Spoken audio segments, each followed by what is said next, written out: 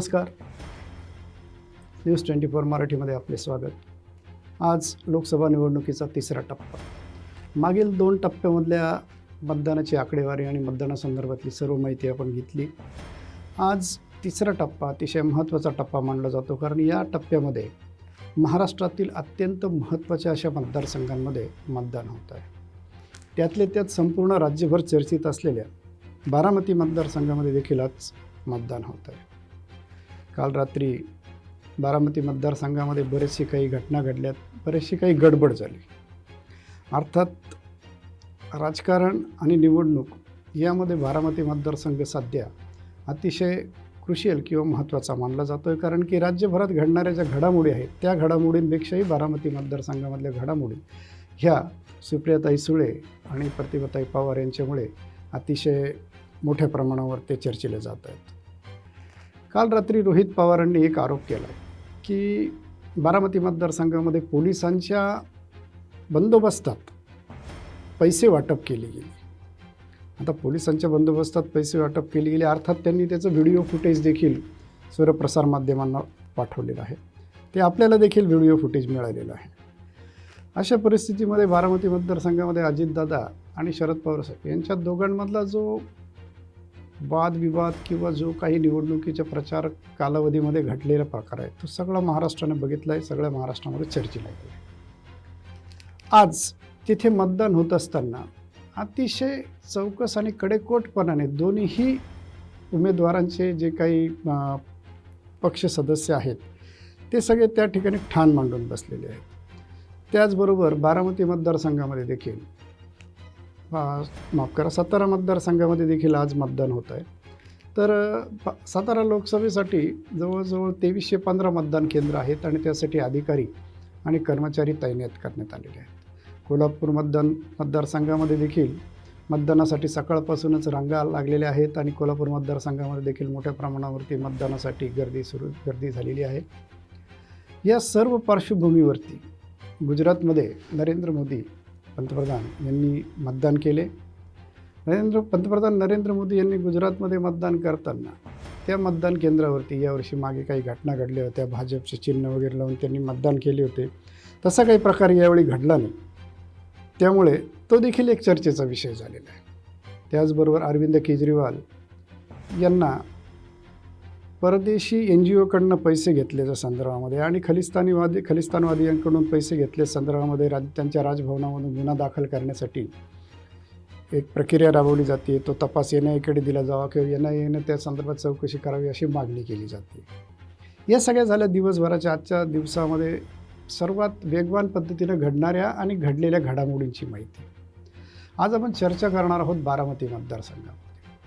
बारामती मतदारसंघामध्ये सुप्रिया सुळे आणि पवार, अजित पवार यांच्या पत्नी यांच्यामध्ये जो काही आज निवडणुकीचा जो एक प्रकारची जी युद्ध रंगलेलं आहे त्या युद्धाचा परिपाक काय होतो याकडे संपूर्ण महाराष्ट्राचं लक्ष लागलेलं आहे. तिकडे बारामती मतदारसंघामध्ये शरद पवार गटाच्या कार्यकर्त्यांची मोठी फौज तैनात करण्यात आलेली आहे. त्याचबरोबर अजित पवार गटाचे कार्यकर्ते देखील मोठ्या प्रमाणावरती तिथं उपस्थित आहेत. अशा परिस्थितीमध्ये रोहित पवारांनी अनेक आरोप केलेत. रोहित पवारांनी काल एक आरोप केला आहे की गुंडांच्या मदतीनं ही निवडणूक लढवली जाते की काय अशी परिस्थिती आहे असं रोहित पवारांनी म्हटलं आहे. तिथेच अजित पवारांनी मात्र नाकाश्रू गाळले जात आहेत असा आरोप केलेला आहे. अशा विविध घडामोडी घडत आहेत. आपण 1 मिनिटाच्या ब्रेकनंतर पुन्हा यावर चर्चा करणार आहोत.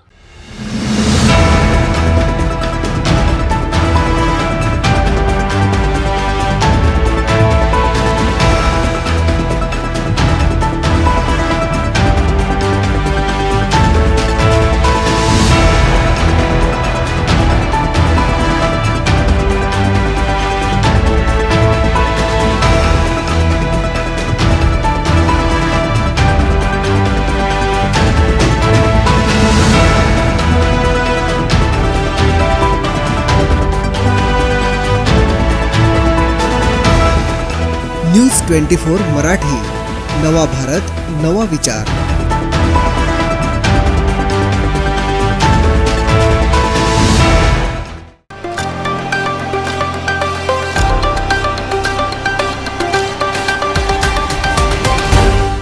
नमस्कार. ब्रेकनंतर पुन्हा आपले स्वागत. भाजपला जे कमी मतदान मागच्या 2 टप्प्यांमध्ये झालं त्याची अतिशय मोठ्या प्रमाणावर चिंता लागलेली आहे. जी लाभार्थी आहेत त्या लाभार्थ्यांचं 100% मतदान हे करून घ्या असे आदेशच भारतीय जनता पक्षाकडनं त्यांच्या सर्व तालुकास्तरीय किंवा जिल्हास्तरीय कार्यकर्त्यांना देण्यात आलेले आहेत. जेवढे सरकारी योजनांचे लाभार्थी आहेत किंवा जे घरकुल वगैरेची योजना ज्या आहेत त्या योजनांचे लाभार्थी आहेत त्या लाभार्थ्यांनी कुठल्याही परिस्थितीत मतदान केलंच पाहिजे अशा पद्धती किंवा त्यांच्याकडे मतदान करून घेतलंच पाहिजे अशा प्रकारचे आदेश जे आहेत ते बूथ प्रमुखांना देण्यात आलेले आहेत. महाराष्ट्रामध्ये देखील भारतीय जनता पक्षाची चिंता वाढलेली आहे. एकंदरीत ही सगळी चिंता वाढण्याच्या मागे राजकीय जे विश्लेषक आहेत त्यांचं मत असं आहे की या सगळ्या ज्या चिंता वाढलेल्या आहेत त्या चिंता वाढण्याचं कारण आहे मुळात भारतीय जनता पक्षच. ज्या पद्धतीने सर्व पक्षांची फोडाफोडी करून भारतीय जनता पक्षानं स्वतःकडे आमदार वळवले आणि राज्यभर अस्थिर राजकीय वातावरण निर्माण झालं. त्या अस्थिर राजकीय वातावरणाचा दुष्परिणाम जो आहे तो दुष्परिणाम आज भारतीय जनता पक्षाला भोगावा लागतो असं राजकीय विश्लेषकांचं मत आहे. राष्ट्रवादी काँग्रेसचे 2 भाग, शिवसेनेचे 2 भाग, त्यानंतर राज्यभर अस्थिर राजकीय वातावरण, काँग्रेसमधल्या काही आमदारांचं भारतीय जनता पक्षामध्ये गेलेले आमदार किंवा त्यांचं भारतीय जनता पक्षामध्ये झालेलं जे काही प्रस्थान आहे त्या सगळ्याचा परिपाक जो आहे तो परिपाक या निवडणुकीमध्ये भारतीय जनता पक्षाला पाहायला मिळतो आणि त्यामुळेच भारतीय जनता पक्ष जो आहे तो भारतीय जनता पक्ष या निवडणुकीमध्ये आपल्याला गोंधळलेला दिसतोय. अर्थात जे अंदाज आडाखे भारतीय जनता पक्षानं बांधले होते की आपण वेगवेगळे पक्ष फोडून आपल्या पक्षवाढीसाठी म्हणून राज्यामध्ये काही भरीव कामगिरी करू शकू तसं काही घडताना दिसत नाही. एकीकडे मुख्यमंत्री एकनाथ शिंदे यांच्या शिवसेना पक्षाला जे आमदारांनी पाठिंबा दिला किंवा जे आमदार त्यांना जाऊन मिळाले त्या आमदारांच्या मतदारसंघामध्ये आज मतदारसंघातली जी जनता आहे ती मतदारसंघातली जनता त्यांना स्वीकारण्यास तयार नाही आहे. त्यांचा हा जो निर्णय आहे तो निर्णय स्वीकारण्यास तयार नाही असंच वातावरण राज्यभर दिसतं आहे. त्याचबरोबर राष्ट्रवादी काँग्रेसचे अजित पवार महाराष्ट्राचे उपमुख्यमंत्री यांच्या पक्षात देखील हीच परिस्थिती निर्माण झाली आहे. कार्यकर्त्यांमध्ये संभ्रम निर्माण झाला आहे. एकीकडे शरद पवार की दुसरीकडे अजित पवार अशी परिस्थिती झाली आहे. कोणाकडे काय करावं हा निर्णय या कार्यकर्त्यांकडनं होताना दिसत नाही. आणि त्याचबरोबर ह्या सर्व गोंधळामध्ये आमदारांमध्ये देखील संभ्रमाचं वातावरण दिसतंय. एकंदरीत जी भारतीय जनता पक्षाने पक्षफोडीची जी खेळी खेळली ती खेळी भारतीय जनता पक्षाच्या अंगलट येते काय अशी परिस्थिती निर्माण झालेली आहे. राज्यभरामध्ये जे आज वातावरण आहे किंवा जे मतदारांमध्ये 2 प्रकारचे फॅक्टर मतदारांमध्ये कार्यरत होत आहेत. पहिला फॅक्टर आहे की तो पक्षीय मतदार आणि दुसरा फॅक्टर निरुत्साही मतदार. मुळातच भारताच्या इतिहासामध्ये 60% मतदान हे भरपूर मतदान मानलं जात होतं. पण अशा परिस्थितीमध्ये वाढतं ऊन आणि त्यातले त्यात राजकीय अनास्था असलेली मतदार यामुळे मतदानाची टक्केवारी जी आहे ती घटते. आणि दुसरीकडे ही मतदानाची टक्केवारी घटत असल्यामुळे ही मतदानाची जी टक्केवारी आहे ती टक्केवारी घटत असल्यामुळे सर्वच राजकीय पक्षांमध्ये चिंतेचा सूर उमटायला सुरुवात झालेली आहे. ज्या पद्धतीने अंदाज आडाखे निवडणूक लढताना बांधले जातात त्या सर्व अंदाज आडाख्यांना पूर्णपणे या ठिकाणी एक मोठा धक्का बसतोय. कारण की हा जो पॅटर्न आहे हा पॅटर्न भाजपला भारतीय जनता पक्षाला तर अपेक्षित नव्हता, परंतु भारतीय जनता पक्षाकडे जे पक्ष गेले त्या पक्षांना देखील अनपेक्षित आहे. जी अपेक्षा भारतीय जनता पक्षाकडे जाताना इतर पक्षांनी ठेवलेली होती म्हणजे राष्ट्रवादी काँग्रेस आणि शिंदे गट शिवसेना यांनी जी ठेवलेली होती ती अपेक्षा अतिशय भंग पावल्यासारखी परिस्थिती या ठिकाणी निर्माण झाली आहे. दुसरीकडे शिवसेना उद्धव ठाकरे गटाला ग्रामीण महाराष्ट्रामधनं आणि मुंबईमध्ये पर्टिक्युलर एक चांगल्या प्रकारचं पाठिंबा किंवा सामर्थ्य जे आहे ते मिळताना दिसतंय. संपूर्ण राज्यभराचं अवलोकन आपण करत असताना एक महत्त्वाची गोष्ट या ठिकाणी आपल्याला सांगता येईल की बारामती मतदारसंघाकडे ज्या सर्व महाराष्ट्राच्या नजरा लागलेल्या आहेत, तो बारामती मतदारसंघ आज मात्र आरोप प्रत्यारोपांमध्ये पुन्हा एकदा यायला सुरुवात झालेली आहे.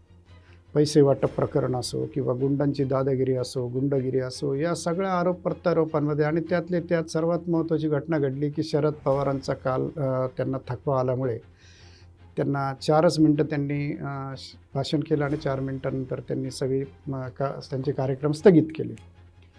तर अशा वयामध्ये शरद पवारांनी ज्या पद्धतीनं स्वतःच्या मुलीला किंवा सुप्रियाताई सुळे यांना निवडून आणण्यासाठी जी काही योगदान दिलं किंवा जी काही धावपळ केली, ती धावपळ देखील एक गोष्ट महत्त्वाची सांगून जाते की शरद पवारांना देखील अजित पवारांच्या मुळे बारामती मतदारसंघामध्ये चिंताग्रस्त परिस्थिती निर्माण झाली की काय असा प्रश्न निर्माण होतो. कारण की ज्या पद्धतीनं शरद पवारांनी धावपळ केली, ती धावपळ पाहता एकंदरीतच त्यांच्या मनामध्ये चिंतेचं वातावरण आहे की काय असं वाटायला लागतं.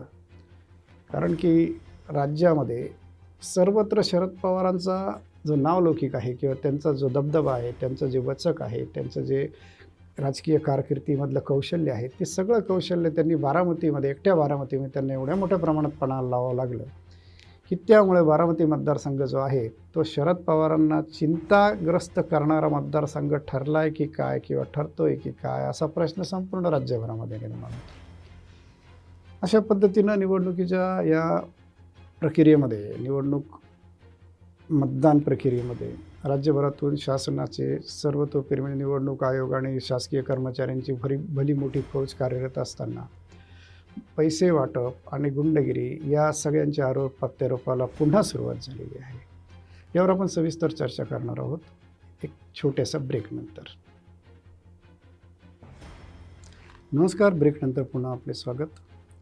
सकाळी 9 वाजेपर्यंत जे तिसऱ्या टप्प्यातलं मतदान आहे त्याची टक्केवारी आहे 10.15%. एकंदर 10.15% सकाळी 9 वाजेपर्यंत मतदान झालेलं आहे. अशातच एक महत्त्वाची घटना आज घडताना दिसते. एक काल परवाची बातमी आपल्या सगळ्यांना माहिती असेल किंवा खूप चर्चेत झाली. ती बातमी खूप चर्चेत होती की अजित पवारांची आई नाराज होऊन पुण्याला निघून गेल्या. अशा प्रकारची एक बातमी काल प्रसारमाध्यमांमध्ये फिरत होती आणि त्याला जो दुजोरा होतो तो अजित पवारांच्या बंधूंचा होता. परंतु यावर आज अजित पवारांनी एक मास्टर स्ट्रोक खेळल्याचं म्हटलं जातं आहे. अजित पवार त्यांच्या आईंना घेऊन आज मतदान केंद्रावर आले आणि त्यांनी मतदान केलं. या ठिकाणी अजित पवार म्हणालेले आहेत की आमच्या घरात सर्वात ज्येष्ठ आशाताई अनंतराव पवार आहेत. म्हणजे अजित पवारांची आई ह्या आमच्या घरात सर्वात ज्येष्ठ आहेत. हा एक मास्टर स्ट्रोक म्हणला जातो किंवा म्हटला पाहिजे. कारण की ज्येष्ठ म्हणून शरद पवारांच्या बाबतीत जी चर्चा सर्वत्र केली जात होती किंवा ज्येष्ठ म्हणून त्यांना जे म्हटलं जात होतं, सांगितलं जात होतं, त्याला अजित पवारांनी हे प्रत्युत्तर दिलं आहे की काय असा इथे एक प्रश्न निर्माण होतो की आमच्या घरात सर्वात ज्येष्ठ माझी आई आहे, आशाताई अनंतराव पवार आहेत, असं अजित पवारांनी आज म्हटलं आहे. म्हणजे शरद पवार ज्येष्ठ आहेत हे अजित पवार आता मानायला तयार नाहीत असं म्हणता येईल. काल परवापर्यंत एकीकडे ते म्हणत होते की ज्येष्ठांच्या सल्ल्यानुसार सगळं झालं, ज्येष्ठांच्या सल्ल्यानुसार आम्ही सगळं केलं, ज्येष्ठांच्या सल्ल्यानुसार हे निर्णय घेतले गेले. आधी भारतीय जनता पक्षात जाण्याचा निर्णय देखील ज्येष्ठांचाच होता. अशा प्रकारच्या सगळ्या बाबी त्यांनी काल चर्चिल्या. कालपर्यंत ते असं म्हणत होते, परंतु आज स्वतः त्यांनी ज्यावेळेला त्यांच्यावरती हा आरोप केला गेला की त्यांच्या आई ह्या अजित पवारांच्या वर्तनाला कंटाळून किंवा त्यांच्या या फाटाफुटीला कंटाळून पुण्याला निघून गेल्यात, त्यावेळेला म्हणजे त्यांच्या बंधूंनीच काल प्रेसमध्ये हे सांगितलं होतं. तर आज अजित पवार स्वतः त्यांच्या आईंनाच मतदान केंद्रावर घेऊन आलेत आणि त्यांच्या मतदान केंद्रावर येऊन त्यांच्या आईबरोबर मतदान करताना त्यांनी म्हटलं आहे की आमच्या घरात सर्वात जास्त ज्येष्ठ आहेत त्या आमच्या मातोश्री आशाताई अनंत पवार. मग या ठिकाणी हा मास्टर स्ट्रोक अजित पवारांनी खेळला की पुन्हा बारामती मतदारसंघात या गोष्टीवरनं चर्चा किंवा आरोप प्रत्यारोप होणार आहे ते थोड्याच कालावधीत आपल्याला कळेल. कारण आज बारामतीचा अत्यंत महत्त्वाचा दिवस आहे. अशा परिस्थितीमध्ये राज्यभरामध्ये निवडणूक प्रक्रिया सुरू असताना काही महत्त्वाच्या बाबी ज्या घडत आहेत त्याची आपण सर्वजण दखल तर घेतच आहोत. याचबरोबर इथे या ठिकाणी बाबा तूच वस्त्रा घेऊन ये आणि मिशी काढण्याच्या टीकेवर म्हणजे अजित पवारांनी म्हटलं होतं की एक विनोदाचा भाग आहे हा, म्हणजे बातमीतलाच एक विनोदाचा भाग आहे की अजित पवारांनी म्हटलं होतं की जर असं झालं तर मी मिशी काढून टाकेल, अशा पद्धतीचं त्यांनी विधान केलं होतं. त्यावेळेला त्यांच्या सभेमध्ये एका कार्यकर्त्याने विचारलं की आता तुम्ही मिशी काढणार आहात का? त्यावेळेला ते म्हणाले की बाबा तूच वस्त्र घेऊन ये आणि माझी मिशी काढ. हा एक विनोदाचा भाग झाला. अशा पद्धतीनं सकाळी 9 वाजेपर्यंत 10.57% परत सुधारित टक्केवारी आपल्यापर्यंत आलेली आहे. ही टक्केवारी आहे 10.57% मतदान महाराष्ट्रात झालेलं आहे. या ठिकाणी एक महत्त्वाची गोष्ट आपल्याला म्हणता येईल की शरद पवारांचा उल्लेख करत अजित पवारांनी परत एक विधान केलेलं आहे. ते विधान जे आहे ते विधान पुन्हा एकदा चर्चेत येतं आहे. अजित पवारांनी म्हटलेलं आहे की महाराष्ट्र आरक्षणासाठी मनोज जरांगे पाटील यांनी जे गेल्या वर्षी राज्यव्यापी आंदोलन केलं आणि राज्य सरकारला त्या मागण्यांची दखल घ्यायला लावली होती, त्यांच्या आंदोलनाला राज्याच्या कानाकोपऱ्यातून जे पाठबळ मिळत होतं आणि अंतरवली सराटी गावात उपोषणाला बसलेले असताना त्यांच्यावर जो लाठी हल्ला झाला, तर ह्या सगळ्या कुरापती ज्या आहेत म्हणजे हे जे आरोप प्रत्यारोप जे आहेत ते आरोप प्रत्यारोप आहेत ते आरोप प्रत्यारोप शरद पवारांनी माझ्यावर करायला लावले असं देवेंद्र फडणवीसांनी म्हटलं आहे. आज प्रसारमाध्यमांमध्ये ही चर्चा आहे की देवेंद्र फडणवीसांनी असं म्हटलेलं आहे की ह्या सगळ्यावरती माझ्यावरती जी टीका झाली किंवा माझ्यावरती जो आरोप प्रत्यारोप झाला, या प्रत्यारोप आरोपाच्या पाठीमागे शरद पवार आहेत. म्हणजे पुन्हा एकदा राज्याच्या मध्य केंद्रीय स्थानी किंवा राजकारणाच्या केंद्रीय स्थानी शरद पवार येत आहेत. पुन्हा एकदा देवेंद्र फडणवीसांना शरद पवारांवरती आरोप करायची गरज पडते. या सगळ्या घडामोडी लोकसभा निवडणुकीच्या पार्श्वभूमीवर घडत असताना अरविंद केजरीवाल जे आहेत, जे आता सध्या अटकेत आहेत मद्य घोटाळा प्रकरणी, त्या अरविंद केजरीवालांवरती NGOकडनं निधी घेतला, दहशतवादी गटांकडनं निधी घेतल्याचा आरोप होऊन त्याची SIT चौकशी किंवा NIA चौकशी करावी अशी मागणी नायब राज्यपाल दिल्ली यांनी केलेली आहे आणि तसा प्रस्ताव देखील गृह मंत्रालयाला पाठवलेला आहे. एकंदरीतच अरविंद केजरीवाल जे आहेत त्या अरविंद केजरीवालांच्या पाठीमागे शुक्लकाष्ट लागलेलं आहे आणि ते शुक्लकाष्ट जे आहे ते मोठ्या प्रमाणावर लागतं आहे असं दिसून येतं आहे. याचबरोबर आपण एक छोटासा ब्रेक घेतो आणि यावरती सविस्तर चर्चा करणार आहोत. नमस्कार. ब्रेकनंतर पुन्हा आपले स्वागत. रोहित पवार आणि रोहित पवारांचा दत्ता भरणेंवरती पुन्हा एकदा गंभीर आरोप होतो आहे की पवार गटाच्या कार्यकर्त्यांना भरणेंकडून मारहाण झालेली आहे मतदान केंद्रावरती आणि शिवीगाळ करण्यात आलेली आहे. अशा प्रकारचे प्रत्येक मतदारसंघामध्ये किंवा प्रत्येक मतदान केंद्रांवरती बूथवरती आरोप प्रत्यारोप राज्यभर सुरू आहेत. दत्ता भरणेंवर त्यांनी काम करणारे जे कार्यकर्ते आहेत आणि जे बूथ सदस्य आहेत त्यांना मारहाण करून शिवीगाळ केल्याचा आरोप केला जातो. त्याचबरोबर धाराशिवमध्ये मतदान प्रक्रियेमध्ये पैसे आणि दारू वाटल्याचा आरोप होतो आहे.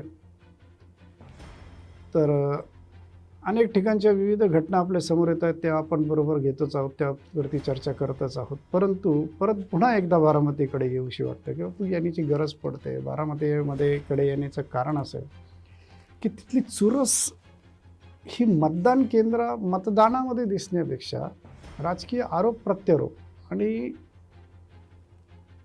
धाकदडपशाहीकडे जास्त वळताना दिसते. एकंदर तिथला जो तिथली जी मतदान प्रक्रिया आहे ती मोठ्या प्रमाणावरती एका युद्धग्रस्त परिस्थितीसारखी तिकडे वळताना दिसते. आता जो दत्ता भरणेंवरती आरोप केलेला आहे रोहित पवारांनी, त्याचं निश्चितच प्रत्युत्तर दत्ता भरणे देतील आणि दत्ता भरणेंचं जे हे वर्णन आहे त्या संदर्भात निवडणूक आयोग किंवा तिथले जे जिल्हाधिकारी आहेत ज्यांच्याकडे त्या भागातलं निवडणुकीचं सर्व नियोजन आहे त्यांना देखील यावर उत्तर द्यावंच लागेल.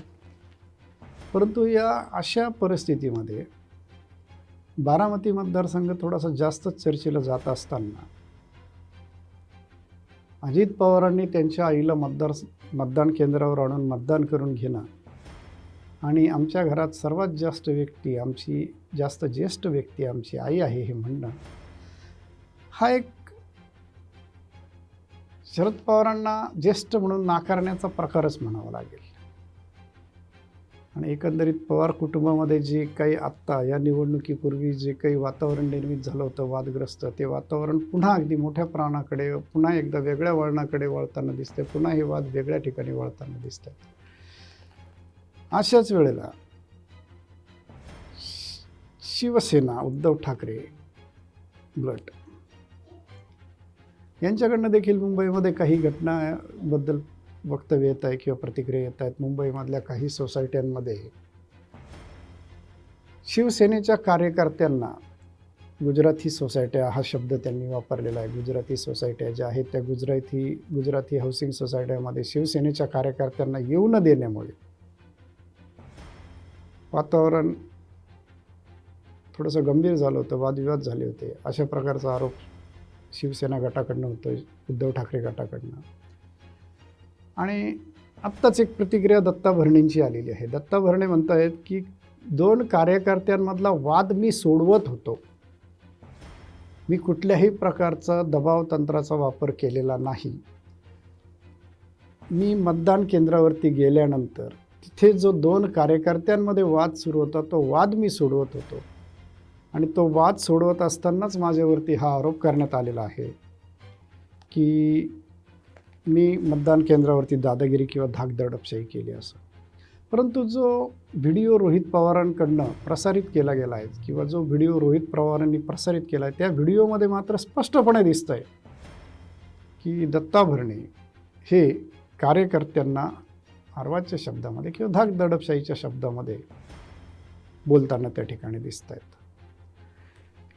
हे बारामतीमधली या निवडणुकीतली परिस्थिती आणि मागच्या निवडणुका या सगळ्यांचा अभ्यास करता ही निवडणूक महाराष्ट्रासाठीच नव्हे तर बारामती या संपूर्ण देशाच्या निवडणुकीचा केंद्रबिंदू ठरतोय की काय अशी परिस्थिती आहे.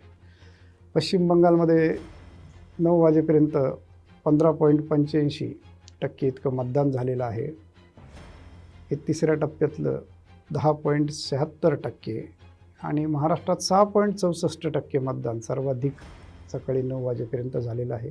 एकंदरीत महाराष्ट्रामधल्या ज्या 11 जागांसाठी जे मतदान होत आहे, जी प्रक्रिया पाडली जाते त्यामध्ये मतदारांचा उत्साह जो आहे तो उत्साह काही या ठिकाणी दिसत नाही आहे.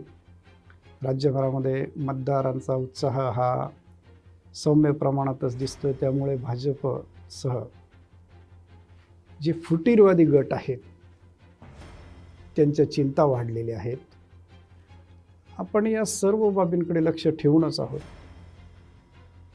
पुढील भागामध्ये आपण राज्याच्या इतर मतदारसंघांबद्दल देखील चर्चा करणार आहोत आणि इतर मतदारसंघांमधली काय परिस्थिती आहे, ज्या ठिकाणी 11 ठिकाणी जी मतदान प्रक्रिया राबवली जाते त्या ठिकाणी काय परिस्थिती आहे या परिस्थितीबद्दल देखील चर्चा करणार आहोत. मात्र एक गोष्ट या निवडणुकीमध्ये आपल्या सगळ्यांना जाणवली असेल की जनतेचा उत्साह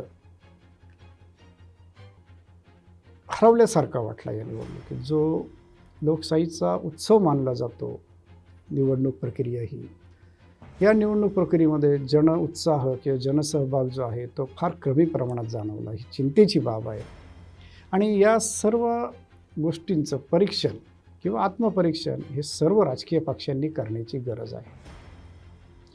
लोकशाही प्रक्रियेमध्ये निवडणुकीला मतदान प्रक्रियेला अत्यंतिक महत्त्व असतं. परंतु ज्या प्रकारचा निरुत्साह जनतेकडनं या निवडणुकी संदर्भात दिसतोय आणि खास करून युवक वर्ग जो महाराष्ट्राच्या मतदारांचा केंद्रबिंदू मानला जातोय किंवा महाराष्ट्राच्या राजकारणामधला केंद्रबिंदू आपण मानला पाहिजे. कारण की आज युवा मतदारांची संख्या जी आहे ती फार मोठ्या प्रमाणावर आहे आणि हे जे युवा मतदान आहे हे युवा मतदान जर निरुत्साही असेल तर त्याची कारणं काय आणि त्याच्या कारणांमध्ये सखोल अभ्यास होणं गरजेचं आहे, त्याचं विश्लेषण होणं गरजेचं आहे. या सर्व गोष्टींची आपण पुढे चर्चा करणारच आहोत. आता या भागामध्ये आपण इथेच थांबूयात. नमस्कार.